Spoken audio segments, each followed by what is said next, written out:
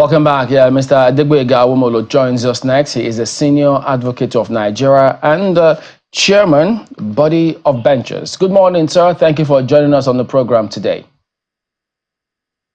Good morning, Nigerians. Okay, so there are still conversations going on as to interpretation of execution of the Supreme Court judgment concerning the local government. I know there's a lot of judicial reforms narrative as well, but this morning we had also a senior lawyer, Mr. Naji, whose perspective he didn't quite agree with that Supreme Court decision on local government, saying it essentially confers 3 tiers of government, which is doesn't obtain anywhere. So if you could just give us that broad perspective about your thoughts on implementation of that particular judgment, because we know that even some governors still quietly not exactly happy about it. What is your impression of that particular decision and how it should be operationalized? Thank you. Let me start from the foundation. Before 1979, Constitution of the Federal Republic of Nigeria, there was what is called federalism of 2 tiers government. In other words, the national government and the subnational, that's the states. But since 1976 local government reform, the concept of 3 governments emerged. So in the 1979 Constitution, we had federal government, state government, and local government councils. In other words, by our 1979 and 1999 Constitution, we had 3 tiers of government. So the principle, the global principle of 2 tiers of government in a federation became unknown to Nigeria, because the Constitution of Federal Republic of Nigeria is the ground norm, is the foundational law upon which every other law is based. So from 1999, we have been operating 3 tiers of government. That is why Section 1 of the Constitution provides that there shall be state, federal government, states, and local governments.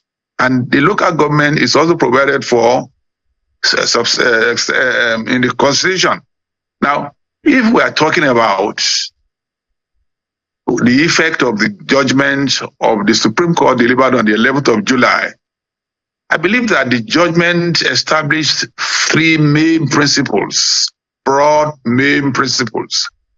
That is, 1, Nigeria has 3 tiers of government: the federal, the state, and the local government. And by Section 162, each of these tiers of government is entitled to draw from the Consolidated Revenue Fund of the Federation, called Federation Account, monthly revenues for the maintenance of the government. And the National Assembly, exercising its power under the Constitution, also made laws that devise the percentage of drawings of federal, state, and local government. See, what happened before the 11th of July was that the states of the Federation were used as the conduit pipe or the transit pipe or the transit media by which funds due to local governments were transmitted or transferred. And the states were expected to distribute to the local governments each of the funds allocation to each of the local governments. In other words, the state governments were not to be managers of the fund, they were not to be custodians of the fund, and they were not to interfere. So, unfortunately, the experience over the years has been that the state governments appropriated, managed, and unfortunately were not particularly too transparent in the disbursement of the funds to local governments. There was several decisions whereby the local state governments were accused of appropriating to themselves the fund due to local government. So the first principle in the judgment of Honorable Justice Emmanuel Akomaya Agim, Justice of the Supreme Court, delivered on the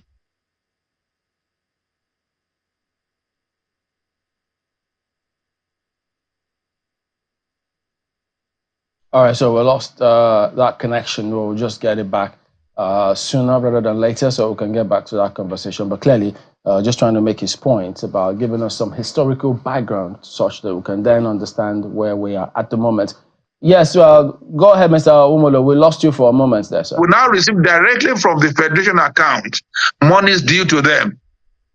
In other words, the provisions of the Constitution, which provided that funds should be passed through the states, have become inoperable. You can no longer operate it, and therefore the Supreme Court, in its interpretative power, it has that power to do so. Now say, look, pay it to the recipients directly. That's the first point. The second point, established by that judgment, is the independence, autonomy of each of these local government as a tier of government under the Constitution. In other words, just as the federal government cannot control the affairs of the states, the state government also have limited control of the tenure, election, and life and management, finances, or administration of the local government. Before now, each of the states or the federations have what is called local government laws. These local government laws make provisions for finances, administration, functions, and responsibilities. But if we look at the effect of the judgment, is that no governor, no state government has power over the administration, finances, and tenure of local governments in Nigeria. So if there is any law made by the House of Assembly that gives the power to governor or to the House of Assembly to remove chairmen of local governments or councillors, that has become obsolete and no longer effective. So in other words, the tenure of elected officials, not appointed, elected officials of local government has their tenure, and that tenure must be run fully.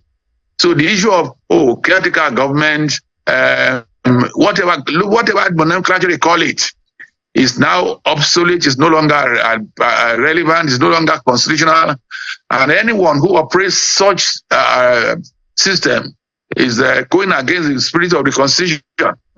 Mr. Womolo. Yes, please. Okay, so we want to be able to get your thoughts on two things. One of them, the calls for a new constitution. We're hearing the Patriots, and that was what informed the conversation we had in the first part of the program. What are your thoughts on the need for a brand new constitution? And then secondly, just so we can understand, we're looking at judicial reforms. You're the chair of the body of benchers. In your view, what changes, what sort of reform should we be seeing in the judiciary in, let's say, the next 1 year? Well, let me answer the first question, which is to the effect of new constitution. If somebody says, this thing has never been done before, and therefore it cannot be done, he must be living in the 18th century or 15th century. Nothing is impossible, provided we follow the due process. My take is that, the National Assembly and the House of Assembly of States have the power to alter, to amend, or to bring about a new constitution. I want to believe that efforts have been made in the past for constitutional conferences, whereby recommendations were made for new constitutions. Yes, the Constitution of 1999 has its own flaws, and no constitution is absolutely free from flaws all over the world. But by means of amendments, all the flaws, all the defects are taken off. Whatever form the new constitution will take is a matter for Nigerians, either through plebiscite or through electoral reforms or whatever forms. So my view is that it is not an impossibility in a human endeavor to have a complete turnover, a complete change of direction, including application of constitutions. So those who are agitating, they have their points, and I have nothing against it. For the other one, you are talking about judicial reforms. You will recall that some few months ago, the Attorney General of the Federation, the Nigerian Bar Association, National Judicial Council, and all stakeholders had a conference whereby, the existing infrastructure, existing provisions, existing practices, existing norms, existing laws relating to administration of justice in Nigeria were all considered. And it was a robust argument, robust discussions, and very useful conclusions were made. I am aware that a technical committee was set up by the Attorney General to review and collate these various views. I mean, our judicial system is not perfect. When you talk about even the functions of courts, if you look at the amount of burden that political decision puts on our courts, and if you look at the amount of waste of resources that these political decisions generate, now, I want to subscribe to the idea that there's need to reform our judicial system and administration of justice in general. For instance, I'm one of those who believe that our courts have no business in many cases that come to court, particularly the Supreme Court. And before the military took over, each of the states or regions of the Federation, they had their hierarchy of courts, and Western Nigeria then had courts of appeal. So if the military did not interrupt the progression of development, all the states of the Federation should have their court of appeal where matters end, unless issues of life, sentence, national currency or security, or such matters that are in the explicit legislative list. Now, I believe that the new Chief Justice of Nigeria, the Attorney General of the Federation, and all stakeholders will come together to give effects to the various decisions that were made and suggestions that came up during the conference. I'm talking about the Judicial Reform Conference. I attended, and I appreciate the contributions of all the stakeholders. So the body of benchers agree that there's need for us to reform our judicial system. We also agree that certain procedures and practices ought to be reviewed. Take, for example, appointment of judicial officers. There's need for us to review it. Take, for example, also the issue of remuneration of judicial officers. It ought not to be the responsibility of National Revenue Mobilization Fiscal Commission. Where is the National Judicial Council there? It is the responsibility of the National Judicial Council to make provisions, to regulate, and to, from time to time, deal with issues of remuneration, condition of service of judicial officers all over the Federation. And we must warn ourselves. Yes, the new tiers of government will also mean that we have to review the whole process, from the local government to the states and federal, and then the national, which is Supreme Court, that binds all of us. Indeed, I want to believe that our 6 zones created in 1995 or whatever by General Abacha should be made a part of our constitution. And each of the zones could maintain a Supreme Court whereby all issues end in the zonal Supreme Courts, except those that are related to the Constitution interpretation, which is a matter beyond the states or zones. So there are so many areas of reforms that we need to look at. Quickly before I leave, just so we can manage the time properly. I was reading an article that you wrote. Well, a response from you when the conversation about judicial reforms came up, and I'm going to quote you. You said political interference is the biggest issue when it comes to the administration of justice, especially with the judiciary. What do you think can be done about that political interference, and political interference from who in particular? Well, let me confess to you In Nigeria today, we have three arms of government: the executive, the legislature, and judiciary. Judiciary is the only arm of government that is not occupied by judicial appointees, judicial elected officials, and politicians.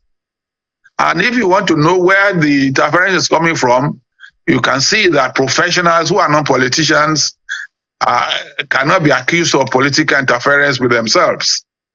But let me confess to you, as it was in the beginning, now, and even almost, if not forever, the political interference has always been. It's only judiciary that can release themselves from the clutches. But then we need to be aware that politicians interfere with our administration of justice, particularly when it has to do with political matters. You see, politicians can boast to you, we gave 1 billion naira, $1 million, that to get judgment. And they are very loud in saying it, but unfortunately, call them to come and prove it, they will be reluctant or they will disappear. There's no doubt that corruption is part of the major problems of our time, our age. So interference, including corrupting influence by politicians of our judicial officers.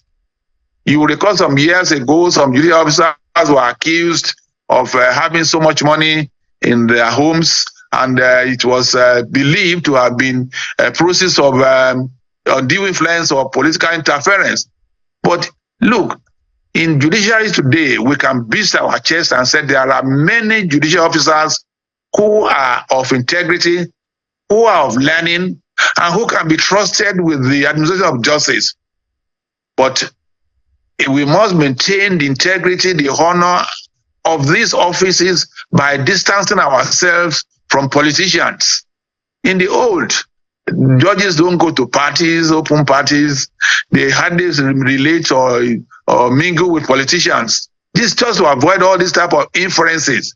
And you know, the Nigerians were easy and quickly make our inferences and perceptions. And perceptions in judicial matters is very key because justice is rooted in confidence.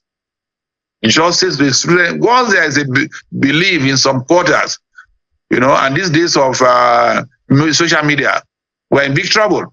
So what we need to do is to insulate our judicial officers from relating or mingling with politicians, or as little as they can, so that interference by political parties or political bigwigs will be removed from our public perceptions of judiciary.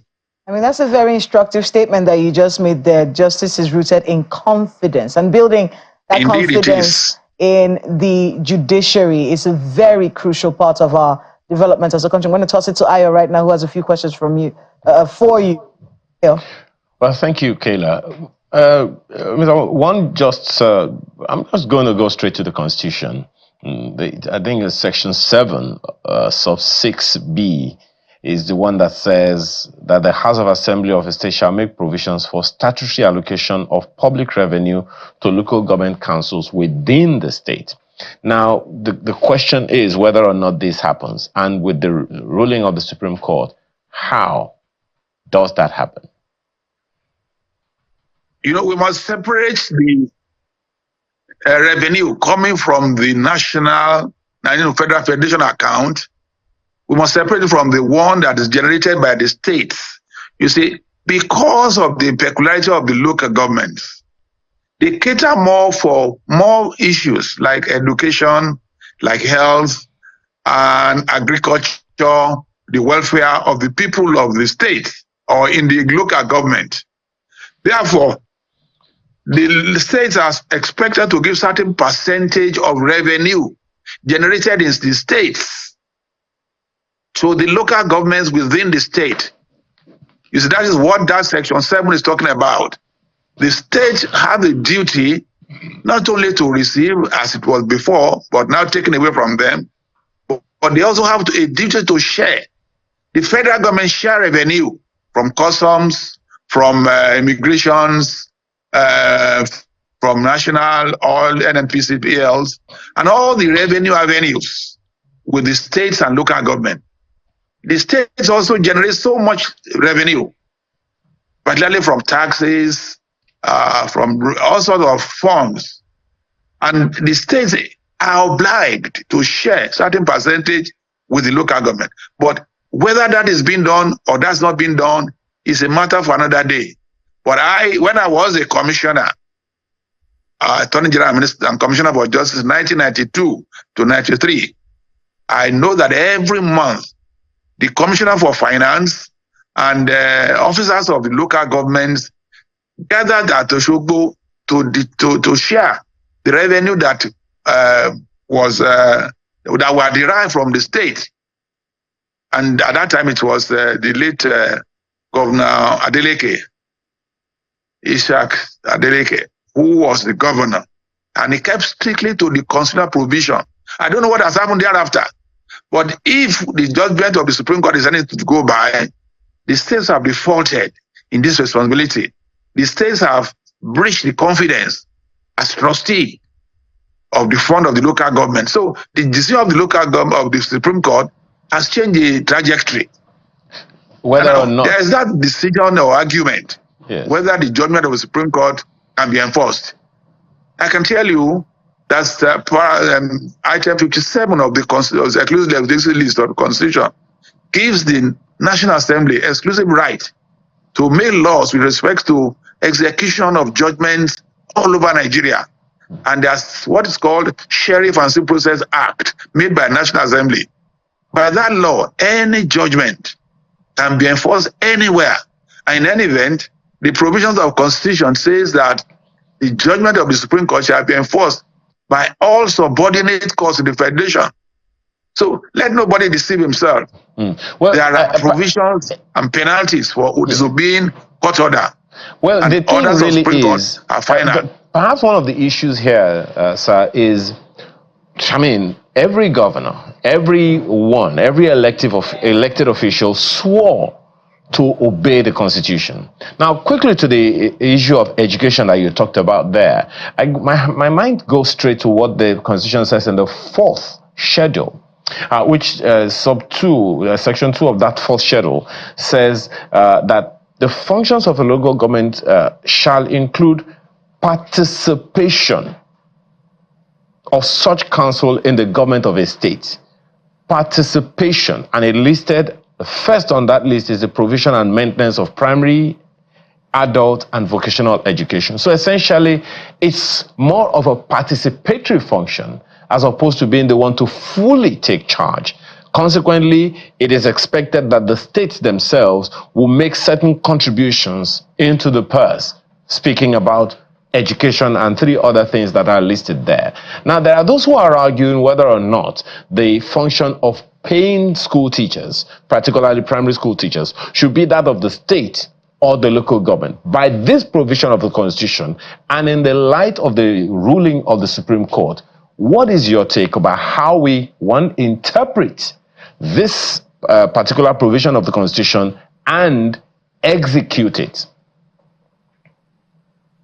Thank you. I am conscious of the fact that these provisions you have just read out is likely to be taken to the Supreme Court again for interpretation.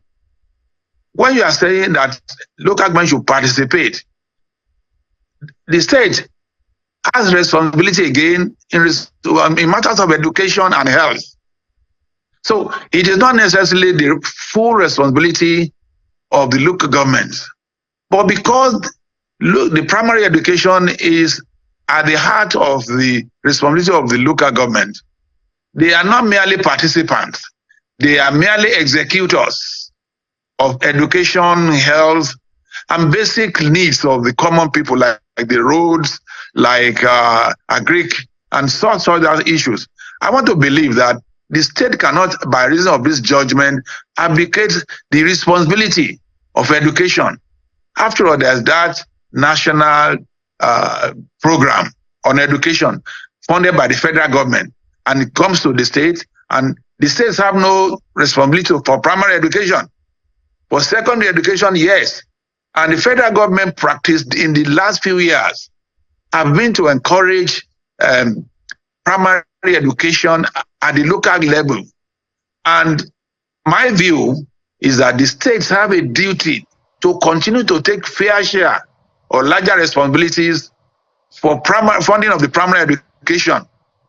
I am aware that in a state in Nigeria has said, oh, the state will no longer fund primary education in the states. Therefore, all the teachers of the in primary schools were now the responsibility of the local government. That would not be right, in my view, because there are so many legislations and practices and such other structures that makes the state a primary or a major share of responsibility for primary education. Interesting. If the states pull in for too much, if they try to extricate themselves, therefore the National Assembly may have to amend the allocation percentages so that the state will have more money to cater for the primary education, and maybe the state may have to lose about 5% of its revenue, of its national revenue, to go to local governments for purpose. So it's an ongoing discussion and conversation. I'm sure that this judgment of Supreme Court is a revolution, and in many ways it will affect many practices existing now. The states, I'm sure, are bitter about this. They are not particularly comfortable with it, but they are bound by it because you can't appeal against it. I guess, just as you have said, sir, that the fact that this issue has to go back to the Supreme Court is a very, very interesting one, especially when every state attorney general is a lawyer and who expectedly should understand the Constitution. But hey, perhaps it's ongoing conversations, Chamberlain? Well, yes, unfortunately, we'll have to let Mr. Awomolo go. Always very interesting, but I'm sure that as the days progress, we need to get a lot more from you, sir, moving forward. So we do thank you very much indeed for your time this morning, sir. Thank you very much. God bless Nigeria. God bless Channel Television and its staff. Thank you, Good morning. All right, sir.